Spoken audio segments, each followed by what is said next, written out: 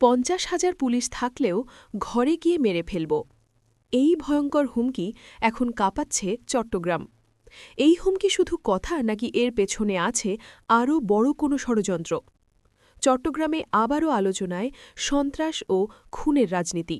আজিজ উদ্দিন নামে এক ব্যক্তিকে ফোনে হত্যার হুমকি দেওয়া হয়েছে বলে অভিযোগ উঠেছে। এই হুমকির একটি অডিও ইতিমধ্যেই সামাজিক যোগাযোগ মাধ্যমে ছড়িয়ে পড়েছে, যা শুনে অনেকেই আতঙ্কিত। আজিজ উদ্দিনের দাবি, তাকে হুমকি দিয়েছেন চট্টগ্রামের আলোচিত সন্ত্রাসী মোবারক হোসেন ওরফে ইমন। মোবারককে চট্টগ্রামের কুখ্যাত সন্ত্রাসী ছোট সাজ্জাদের ডানহাত হিসেবে চেনা হয়। খুন, চাঁদাবাজি, প্রকাশ্যে অস্ত্র প্রদর্শন সব ক্ষেত্রেই তার নাম বারবার উঠে এসেছে। কিন্তু প্রশ্ন হল, এত বড় অপরাধী হয়েও মোবারক এখনও পুলিশের ধরাছোঁয়ার বাইরে কেন? আজিজ উদ্দিন নিজেও রাজনীতির সঙ্গে যুক্ত ছিলেন। তিনি বায়েজিদ বোস্তামি থানার শ্রমিক দলের সাবেক সাধারণ সম্পাদক এবং নিহত সরোয়ার হোসেন ওরফে বাবলার ছোট ভাই। বাবলা ছিলেন একাধিক মামলার আসামি এবং গত বছরের 5ই নভেম্বর বিএনপির এক নির্বাচনী প্রচারণায় গুলিতে নিহত হন। সেই ঘটনার পর থেকেই আজিজ উদ্দিন নিয়মিত হুমকির মুখে পড়ছেন বলে জানান। সবচেয়ে ভয়ঙ্কর বিষয় হল, হুমকির অডিওতে বলা হয়, 1টা খুন আর 10টা খুন শাস্তি একই।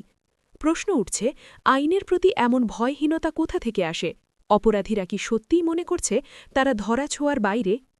পুলিশ জানিয়েছে, মোবারক বিদেশি নম্বরের হোয়াটসঅ্যাপ ব্যবহার করে এসব হুমকি দিয়ে আসছে। তার বিরুদ্ধে একাধিক খুনের মামলা রয়েছে এবং তিনি অস্ত্র ব্যবহারে পারদর্শী। এমনকি তার হাতে অস্ত্রসহ অনেক ছবিও পুলিশের কাছে আছে। তবুও তিনি পলাতক।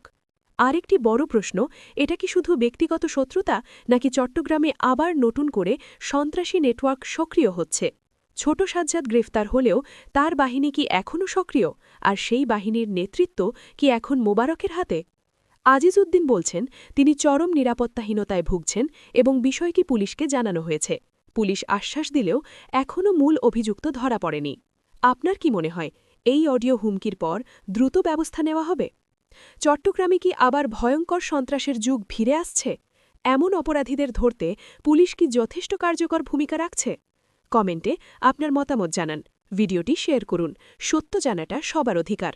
এমন নিউজ আপডেট পেতে এখনই চ্যানেলটি সাবস্ক্রাইব করুন, পাশে থাকা বেল আইকনে ক্লিক করুন আর ভিডিও ভালো লাগলে কমেন্টে আমাদের সঙ্গে থাকুন।